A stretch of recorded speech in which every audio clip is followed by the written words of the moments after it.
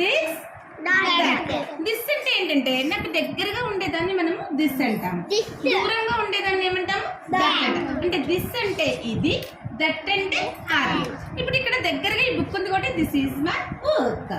అక్కడ ఒక చైర్ దూరంగా ఉంది కదా, that is A chair.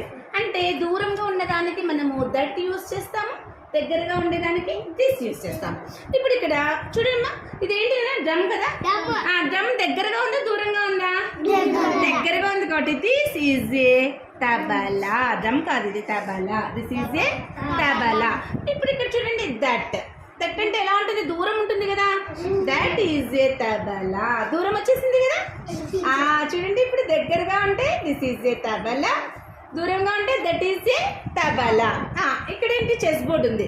This is A chess board, that is A chess board. దూరం వచ్చేసింది కదా, దూరం ఉన్నప్పుడు దట్, దగ్గరగా ఉన్నప్పుడు దిస్. ఓకేనా? నెక్స్ట్ దిస్ ఈజ్ ఏ ఏంటిది? Flower. This is a flower. Next that is a flower. ఎక్కడ ఉంది? ఇక్కడ దగ్గర, నేరుగా ఉందా దూరంగా ఉందా? దగ్గరగా ఉందా? దూరంగా ఉంది కాబట్టి that is a flower. Next ఇప్పుడు ball. This is a ball. Next ఇక్కడ that is a ball.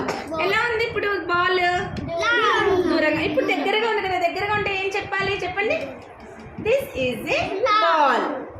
Next దూరంగా ఉంటే దట్ ఈజ్ ఏ బాల్. ఇప్పుడు ఇది మీరే చెప్పాలి. ఇక్కడ ఫ్లూట్ ఉంది, దిస్ ఈజ్ ఏ ఫ్లూట్. ఇప్పుడు దూరంగా ఉంది. Very good Varun, very good. Claps to Varun, claps to Varun గట్టిగా. కాబట్టి దగ్గరగా ఉంటే దిస్, దూరంగా ఉంటే దట్. హరికృష్ణ చెప్తాడు ఇప్పుడు.